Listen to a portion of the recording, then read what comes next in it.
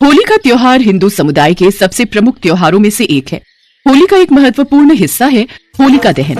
इसे फाल्गुन मास की पूर्णिमा को मनाया जाता है तथा इसके अगले दिन रंग गुलाल की होली होती है। कई अन्य हिंदू त्योहारों की तरह होली भी बुराई पर अच्छाई की जीत का प्रतीक है। हम हर वर्ष धूमधाम से रंगों का त्योहार होली मनाते हैं।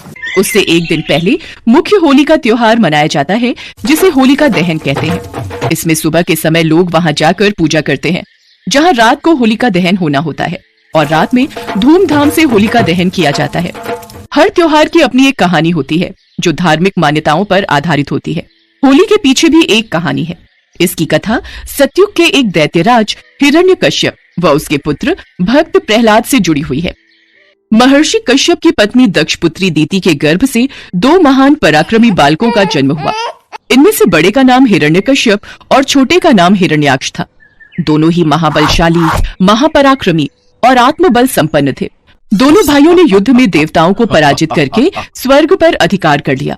एक समय जब हिरण्याक्ष ने पृथ्वी को पाताल में ले जाकर छिपा दिया, तब भगवान विष्णु ने वराह अवतार लेकर पृथ्वी की रक्षा के लिए हिरण्याक्ष का वध किया। अपने प्रिय भाई हिरण्याक्ष के वध से दुखी होकर हिरण्यकश्यप महेंद्राचल पर्वत पर चला गया। वो भगवान विष्णु द्वारा अपने भाई की हत्या का बदला लेने के लिए ब्रह्मा जी की घोर तपस्या करने लगा। तभी इंद्र आदि देवताओं ने हिरण्यकश्यप के राज्य पर आक्रमण कर दिया और उन्हें राज्य विहीन कर दिया। दैत्यगण इस युद्ध में पराजित हुए और पाताल लोक को भाग गए। देवराज इंद्र, लगता है सारे दैत्य डरकर पाताल लोक में जाकर छुप गए हैं। बस हिरण्यकश्यप की पत्नी कयाधु ही महल में शेष है। हिरण्यकश्यप की पत्नी कयाधु को बंदी बना लो। देवराज इंद्र ने हिरण्यकश्यप के महल में प्रवेश करके उसकी पत्नी कयाधु को बंदी बना लिया। मुझे छोड़ दीजिए देवराज इंद्र, मैं गर्भवती हूँ। नहीं, हम एक दैत्य की पत्नी को यहाँ नहीं छोड़ सकते। ये हम सभी देवताओं के लिए हानिकारक है। देवराज इंद्र कयाधु को बंदी बनाकर ले जाने लगे, तभी रास्ते में उनकी देवर्षि नारद से भेंट हो गई। कोई बचाओ मेरे। नारायण नारायण। देवराज इंद्र, कयाधु को कहाँ ले जा रहे हो? देवर्षि नारद, इसके गर्भ में हिरण्यकश्यप का अंश है। अगर वो जीवित रहा तो एक दैत्य और जन्म ले लेगा। मैं ऐसा कदापि नहीं होने दूंगा। नहीं देवराज इंद्र, कयाधु के गर्भ में पल रहा शिशु आगे चलकर भगवान विष्णु का परम भक्त बनेगा। इसे मारना तुम्हारी शक्ति के बाहर है, अतः इसे छोड़ दो। नारद जी के कथन का मान रखते हुए इंद्र ने कयाधु को छोड़ दिया और वापस चले गए। नारद जी कयाधु को अपने आश्रम में ले आए और बोले, बेटी, तुम यहाँ आराम से रहो। जब तक तुम्हारा पति हिरण्यकश्यप अपनी तपस्या पूरी करके नहीं लौटता, तुम इसी आश्रम में रहोगी। हे देवर्षि, आपने मेरी और मेरी होने वाली संतान की रक्षा की। मैं सदैव आपकी आभारी रहूंगी।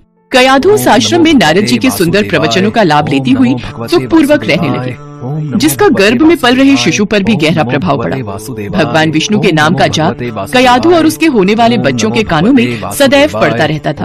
धीरे धीरे समय बीता और कयाधु ने एक पुत्र को जन्म दिया, जिसका नाम प्रहलाद रखा गया। इधर हिरण्यकश्यप की कठोर तपस्या पूरी हो चुकी थी। वरदान मिलने के बाद हिरण्यकश्यप को अपने ऊपर अहंकार हो गया और वो तीनों लोगों पर अत्याचार करने लगा।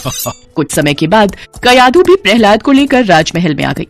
भक्त प्रहलाद शिक्षा दीक्षा ग्रहण करने गए तो वहाँ भी वो श्रीहरि का नाम ही जपते थे। जब ये बात हिरण्यकश्यप को पता चली तो वो क्रोध में आ गया। अरे, ये बड़ा दुरात्मा है, इसको मार डालो। अब इसके जीने से कोई लाभ नहीं है, क्योंकि ये शत्रु प्रेमी तो अपने कुल का ही नाश करने वाला हो गया है। नहीं नहीं स्वामी, ऐसा मत कीजिए। मेरे लाल, मेरे बालक को छोड़ दीजिए। ये आपका पुत्र है। सैनिकों ने प्रहलाद को अनेकों प्रकार से मारने की चेष्टा की, पर उनके सभी प्रयास श्रीहरि की कृपा से असफल हो जाते थे। हिरण्यकशिपु ने प्रहलाद के हाथ पैर बांधकर समुद्र में फेंकवाया, विषैले सांपों से डसवाया और पर्वत शिखर से गिराया, पर भगवान के आशीर्वाद से प्रहलाद को कुछ भी नहीं हुआ। विष मिला भोजन खाने के बाद भी प्रहलाद पर कोई असर नहीं हुआ। प्रहलाद को मारने के सब प्रकार के प्रयास विफल हो चुके थे। एक दिन हिरण्यकश्यप इसी चिंता में डूबा हुआ था, तभी उसकी बहन होलिका उसके पास आई और बोली, भैया, मैं इतने महान बलशाली राजा को इस तरह चिंता में डूबा नहीं देख सकती। आपको आपकी सभी चिंताओं से मुक्ति दिलाने के लिए मैं आपके पास एक प्रस्ताव लेकर आई हूँ। कैसा प्रस्ताव बहन होलिका? मेरी तो सबसे बड़ी चिंता वो विष्णु भक्त प्रहलाद है। मुझे तो सिर्फ उसे मृत्यु दंड देना है, उसके बाद मेरी सारी चिंताएं दूर हो जाएंगी। हाँ भैया, मेरे पास एक रास्ता है जिसके द्वारा आप प्रहलाद को मार सकते हो। भैया, आप तो जानते ही हो, मुझे भगवान ब्रह्मा से वरदान प्राप्त है कि अग्नि मेरा कुछ नहीं बिगाड़ सकती। यदि मैं प्रहलाद को अपनी गोद में बिठाकर अग्नि में बैठ जाऊं, अर्थात सैनिकों की सहायता से एक बड़ी जगह पर चिता जलाई जाए और उस अग्नि में मैं प्रहलाद को अपनी गोद में लेकर बैठ जाऊंगी। मैं उसे कसकर पकड़ कर रखूंगी ताकि वो उस अग्नि से निकलकर भागने न पाए और उसी चिता में जलकर भस्म हो जाए। उसके पश्चात प्रहलाद जलकर भस्म हो जाएगा और आपके मार्ग का कांटा भी साफ हो जाएगा। अति उत्तम बहन होलिका, अति उत्तम।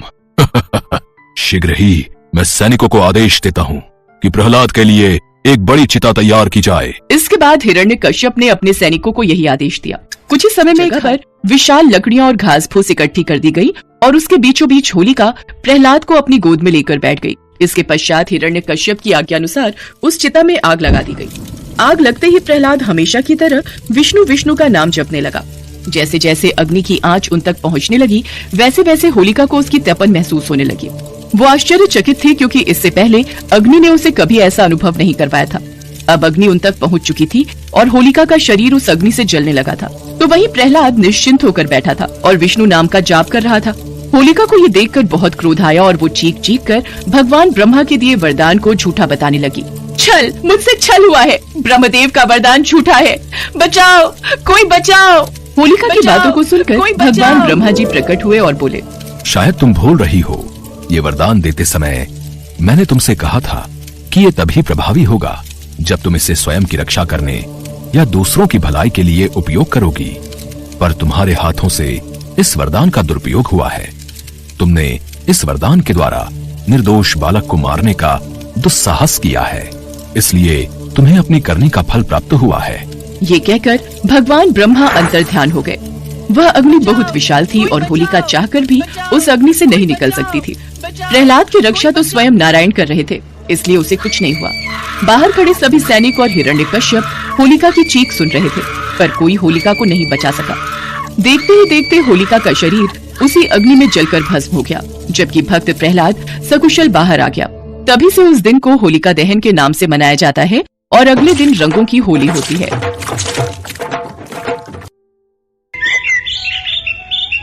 महर्षि कश्यप की पत्नी दक्ष पुत्री दीति के गर्भ से 2 महान पराक्रमी बालकों का जन्म हुआ। इनमें से बड़े का नाम हिरण्यकश्यप और छोटे का नाम हिरण्याक्ष था। दोनों भाइयों में बड़ी प्रीति थी। दोनों ही महाबलशाली, अमित पराक्रमी और आत्मबल संपन्न थे। दोनों भाइयों ने युद्ध में देवताओं को पराजित करके स्वर्ग पर अधिकार कर लिया। एक समय जब हिरण्याक्ष ने पृथ्वी को पाताल में ले जाकर छिपा दिया, तब भगवान विष्णु ने वराह अवतार लेकर पृथ्वी की रक्षा के लिए हिरण्याक्ष का वध किया। अपने प्रिय भाई हिरण्याक्ष के वध से दुखी होकर हिरण्यकश्यप महेंद्राचल पर्वत पर चला गया। वो भगवान विष्णु द्वारा अपने भाई की हत्या का बदला लेने के लिए ब्रह्मा जी की घोर तपस्या करने लगा। ओम ब्रह्मदेवाय नमः, ओम ब्रह्मदेवाय नमः, ओम ब्रह्मदेवाय नमः। यही सही समय है दैत्यों को परास्त करने का। हिरण्यकश्यप अपने राज्य में नहीं है। देवराज इंद्र, फिर तो हम दैत्यों पर आक्रमण कर देते हैं। इस तरह विचार करके देवताओं ने हिरण्यकश्यप के राज्य पर आक्रमण कर दिया और उन्हें राज्य विहीन कर दिया। दैत्यगण इस युद्ध में पराजित हुए और पाताल लोक को भाग गए। देवराज इंद्र, लगता है सारे दैत्य डरकर पाताल लोक में जाकर छिप गए हैं। बस हिरण्यकश्यप की पत्नी कयाधु ही महल में शेष है। हिरण्यकश्यप की पत्नी कयाधु को बंदी बना लो। देवराज इंद्र ने हिरण्यकश्यप के महल में प्रवेश करके उसकी पत्नी कयाधु को बंदी बना लिया। कोई बचाओ, मेरी रक्षा करो। नहीं, हम एक दैत्य की पत्नी को यूं खुला महल में नहीं छोड़ सकते। ये हम सभी देवताओं के लिए हानिकारक है। देवराज इंद्र कयाधु को बंदी बनाकर ले जाने लगे। तभी रास्ते में उनकी देवर्षि नारद से भेंट हो गई। नारायण नारायण। देवराज इंद्र, कयाधु को कहाँ लेकर जा रहे हो? देवर्षि नारद, इसके गर्भ में हिरण्यकश्यप का अंश है। अगर वो जीवित रहा तो एक दैत्य और जन्म ले लेगा। मैं ऐसा कदापि नहीं होने दूंगा। नहीं देवराज इंद्र, कयाधु के गर्भ में पल रहा शिशु आगे चलकर भगवान विष्णु का परम भक्त बनेगा। इसे मारना तुम्हारी शक्ति के बाहर है, अतः इसे छोड़ दो। नारद जी के कथन का मान रखते हुए इंद्र ने कयाधु को छोड़ दिया और वापस चले गए। नारद जी कयाधु को अपने आश्रम में ले आए और उससे बोले, बेटी, तुम यहाँ आराम से रहो। जब तक तुम्हारा पति हिरण्यकश्यप अपनी तपस्या पूरी करके नहीं लौटता, तुम इसी आश्रम में रहोगी। हे देवर्षि, आपने मेरी और मेरी होने वाली संतान की रक्षा की। मैं सदैव आपकी आभारी रहूंगी। कयाधु उस पवित्र आश्रम में नारद जी के सुंदर प्रवचनों का लाभ लेती हुई सुखपूर्वक रहने लगी, जिसका गर्भ में पल रहे शिशु पर भी गहरा प्रभाव पड़ा। भगवान विष्णु के नाम का जाप कयाधु और उसके होने वाले बच्चों के कानों में सदैव पड़ता था। धीरे धीरे समय बीता और कयाधु ने एक पुत्र को जन्म दिया, जिसका नाम प्रहलाद रखा गया। इधर हिरण्यकश्यप की तपस्या पूरी हो चुकी थी। ब्रह्मा जी प्रकट हुए। हिरण्यकश्यप, मैं तुम्हारी तपस्या से प्रसन्न हूँ। मांगो, क्या वरदान मांगते हो? ब्रह्मदेव, मुझे ऐसा वरदान दीजिए, मुझे न कोई घर के भीतर मार सके, न घर के बाहर, न अस्त्र से, न शस्त्र से, न दिन में, न रात में, न मनुष्य से और न पशु से, न आकाश में, न पृथ्वी में। ठीक है पुत्र, यदि तुम्हारी ऐसी ही इच्छा है तो मैं तुम्हें ये वरदान प्रदान करता हूँ। वरदान मिलने के बाद हिरण्यकश्यप को अपने ऊपर अहंकार हो गया और वो तीनों लोगों पर अत्याचार करने लगा। कुछ समय के बाद कयाधु भी प्रहलाद को लेकर राजमहल में आ गए। भक्त प्रहलाद शिक्षा दीक्षा ग्रहण करने गए तो वहाँ भी वो श्रीहरि का नाम ही जपते थे। जब ये बात हिरण्यकश्यप को पता चली तो वो क्रोध में आ गया। अरे ये बड़ा दुरात्मा है, इसको मार डालो। अब इसके जीने से कोई लाभ नहीं है, क्योंकि ये शत्रु प्रेमी तो अपने कुल का ही नाश करने वाला हो गया है।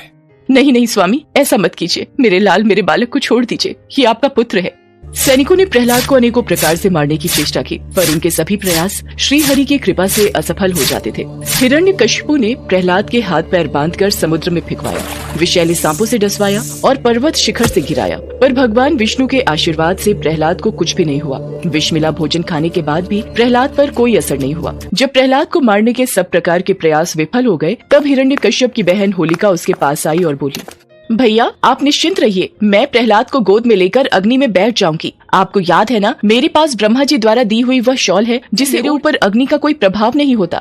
यदि ऐसा है होलिका, तो मैं अभी सैनिकों को आदेश देकर बड़ी मात्रा में अग्नि जलाने का प्रबंध करवाता हूँ।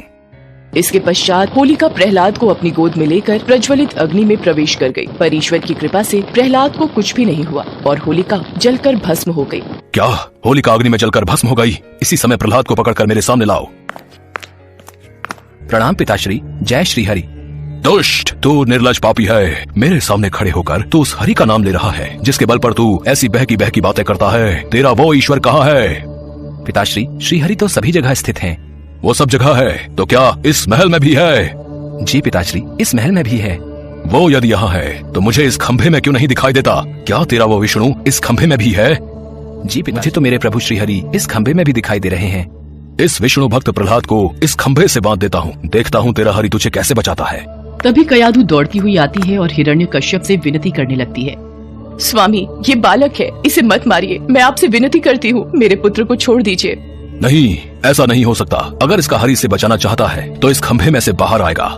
प्रहलाद आंखें बंद किए जय श्री हरि नाम का जाप कर रहा था। ये देखकर क्रोध के मारे हिरण्यकश्यप स्वयं को संभाल नहीं सका और उसने बहुत जोर से उस खंभे पर आघात किया। उसी समय उस खंभे को तोड़कर एक विचित्र प्राणी निकलने लगा जिसका आधा शरीर सिंह का और आधा शरीर मनुष्य का था। ये देखकर प्रहलाद सहित सभा में खड़े सभी लोग घबरा गए। यही भगवान श्री हरि का नरसिंह अवतार था। उनका रूप बड़ा भयंकर था। उनकी तपाए हुए सोने के समान पीली पीली आंखें थी, उनकी दाढ़ें बड़ी विकराल थी और वे भयंकर शब्दों से गर्जन कर रहे थे। उनके निकट जाने का साहस किसी में नहीं हो रहा था। ये देखकर हिरण्यकश्यप सिंहनाद करता हुआ हाथ में गदा लेकर नरसिंह भगवान पर टूट पड़ा। तब भगवान नरसिंह और हिरण्यकश्यप के बीच युद्ध आरंभ हो गया। नरसिंह भगवान ने हिरण्यकश्यप को झपट कर दबोच लिया और उसे सभा की चौखट पर ले जाकर अपनी जांघों पर गिरा लिया और बोले, हे हिरण्यकश्यप, ब्रह्मा जी के वरदान का आदर करते हुए मैं तेरा वध कर रहा हूँ। न दिन है न रात है, संध्या बेला है, न घर के भीतर न ही बाहर। मैं तुझे चौखट पर मार रहा हूँ। न ही मनुष्य और न ही पशु,